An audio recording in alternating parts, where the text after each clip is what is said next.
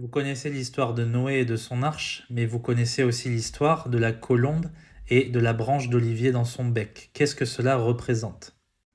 Alors, il y a plusieurs hypothèses, mais moi je vais vous en donner deux qui sont assez intéressantes et qui méritent d'être écoutées.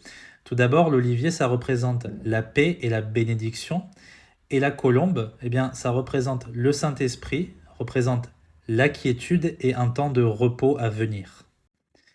Vous savez que Jésus a été baptisé dans le Jourdain et que l'Esprit est descendu sur lui sous forme de colombe, et qu'après il a commencé son ministère de réconciliation en prêchant le royaume de Dieu.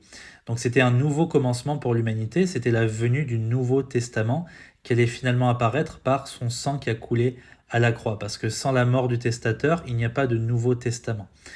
Du coup, pour Noé, ça représente quoi? Eh bien, c'est simple. Une fois que la colombe est venue avec la branche dans la bouche, ça annonçait un nouveau commencement pour l'humanité.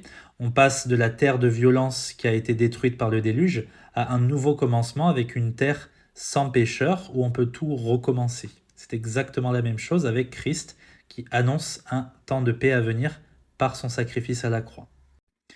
Enfin, la deuxième hypothèse, c'est d'entrer dans le détail des 3 fois où la colombe en fait, a été envoyée par Noé.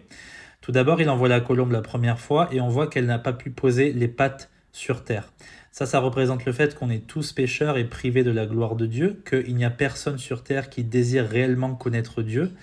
Et donc, le Saint-Esprit ne peut pas se poser sur une humanité pécheresse qui est pleine de méchanceté. C'est pour ça que c'est seulement après la deuxième tentative que ça fonctionnera et que la colombe elle va arracher la branche. Ça représente le fait que Jésus va être arraché de la terre. Il y a un passage intéressant en Daniel chapitre 9 qui dit ça. Et que ensuite le Saint-Esprit va avoir le témoignage de Jésus dans son bec et l'amener à Noé. Ça représente le fait que Jésus va nous envoyer un consolateur qui rappellera tout ce qu'il a enseigné. Et donc c'est un moyen de prêcher l'évangile à l'humanité qui est représentée par Noé. Donc vous voyez qu'il y a pas mal d'images déjà avec ça. Et la troisième envoyée de la colombe, eh bien, c'est un succès. La colombe reste sur terre et ne revient plus voir Noé. Ça représente le fait que le ministère du Saint-Esprit ne sera pas toujours là.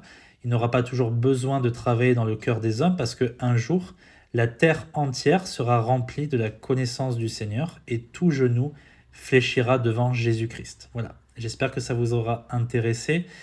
Ce n'est pas absolu ce que j'ai dit, ce sont des hypothèses, mais vous pouvez partager cette vidéo. Que Dieu vous bénisse.